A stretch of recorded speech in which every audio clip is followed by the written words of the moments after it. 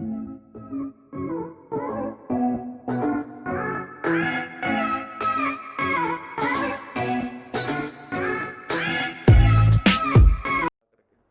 यहाँ क्या बताना चाहते हैं कि एक सतनाम की कीमत इतनी है, जिस विधि से हम बताते हैं तुम कितने साहूकार बन जाओगे।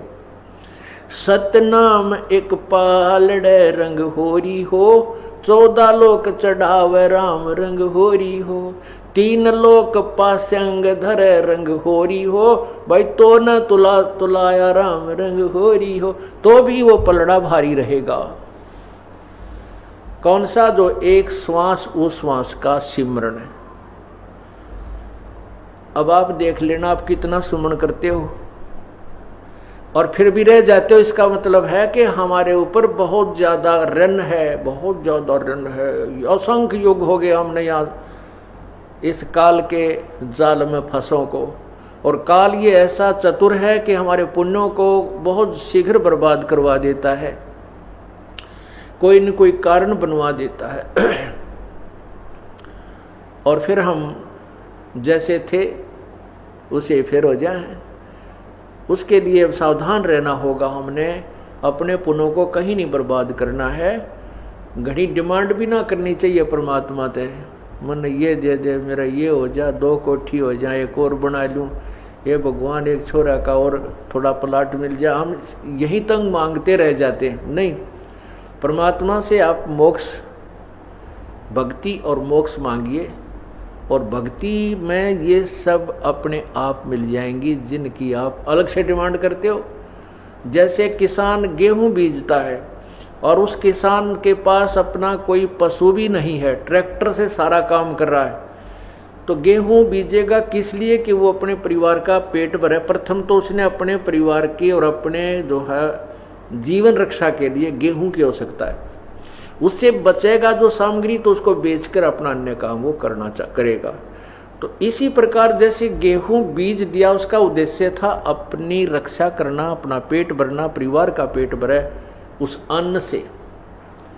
लेकिन गेहूं वो अन्न बनने से पहले भूसा पहले बनता है। वो भूसा जो बनता है, तूड़ा, वो पशुओं का चारा तो फ्री में बनता है, धक्के तो बने अपने आप बनता है, वो तो बाई प्रोडक्ट है उसका। किसका? कनक का, गेहूं का।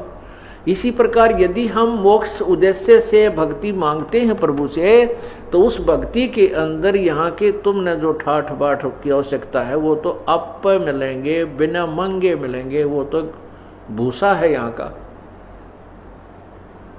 कोई बात नहीं, अभी ज्ञान नहीं है क्योंकि हम बहुत सताए हुए हैं दुखों के। तो उसके लिए कुछ तो परमात्मा अपने आशीर्वाद से तुम्हें एडवांस लाभ दे देता, ताकि आपकी श्रद्धा कबीर परमेश्वर में बने कि ये भगवान है। उसके बाद फिर कहता है कि पुत्र अब तुम खुद करो, बेटा बेटी अब तुम साहूकार बनो, तुम स्वयं मेहनत करो, इस नाम का जाप करो, इस तरह धर्म करो, ये पुण्य करो। तो जैसे कोई ज़्यादा कहता है मुझे ऐसी तकलीफ है, मैं ऐसा है, तो हम कहते हैं तुम एक हवन के लिए, ज्योति के लिए संकल्प करो। इसी को कहते हैं आप पाठ के लिए संकल्प करो, क्योंकि हम अपने परमात्मा अपने आशीर्वाद से तो आपको देता ही देता, उसके बावजूद भी आप इतने वीक हो चुके हो कि फिर भी उभरते उभरते समय लग रहा है। तो उसको कवर करने के लिए वो आपको बताया जाता है कि ऐसा कर दीजिए।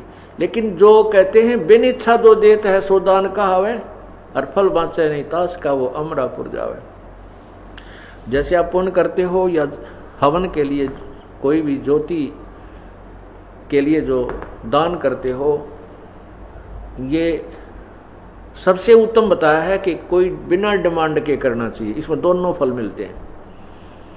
यदि हम किसी डिमांड की कोई परमात्मा से मांग करके जो पुण्य करते हैं, वो काम तो हो जाता है, लेकिन वो पुण्य बराबर हो गया, उस पुण्य के प्रतिफल में आपने ले लिया।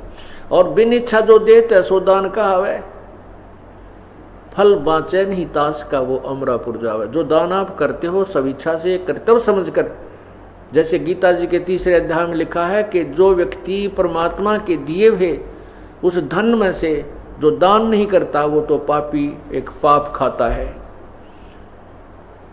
इसलिए हमारा परम कर्तव्य है कि हम कुछ पुण्य करें, यज्ञ करें। तो उसके लिए हमारा परम कर्तव्य समझ करके हम जो पुण्य दान जो भी करते हैं, पाठ आदि करवाते हैं, उसका फल दोनों लाभ देता है। वो आपके जो काम अड़े हुए हैं उनको भी सेट करता है, क्योंकि आपने बिन इच्छा एक कर्तव्य समझकर दान पाठ आदि करवाया है, और आपको सतलोक जाने के लिए भी उसका पुण्य सहयोगी शेष रह जाता है।